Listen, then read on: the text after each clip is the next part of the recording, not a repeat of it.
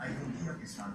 Naalarma ang Commission on Human Rights sa direktiba ng bagong PNPT na paramihan ng maaresto. Ayon si CSR, dapat maglabas daw ng malinaw na polisiya ang PNPT na hindi nakabakay sa numero, kundi sa tamang proseso ng pagod na abulati.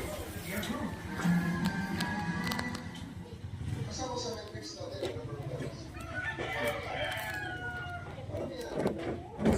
parang daw susukatin ang performance ng kada pulis sa kampanya ng PNP dapat sa iligan ng droga para minhan ng mga aresto ay sa bagong PNPC. Police General Nicolas Torre III Human Rights.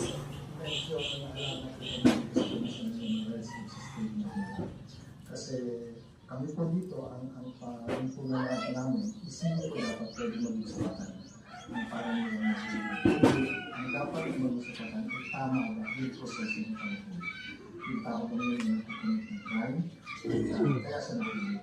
Hindi naman ang bagong PNPC, Torre, na dapat na ayon sa batas ang pag-aresto at kung tingin na inaresto ay nalabagan ang karapatan may mga tanggapan ng gobyerno na maaari nilang lapitan. Pero sabi ng CHR, dapat daw maglabas si Torre na yung malinaw na direktiba na siyang ibababa at susundin ng lahat ng mga pulis sa buong kapuluan. Mahalaga na may malinaw na pulisya ang PNP ukol sa paramihan ng huli lalo karaniwan sa mga naaresto na sa harap ng hirap vulnerable sectors na kadalasan walang access para sa mga remedyo sa batas. Kung ang ating sa batas ng numbers, baka po parang ganyan talaga. Just for the sake na makapag-comply sa directive. Hindi tama yung proseso ng pag-include.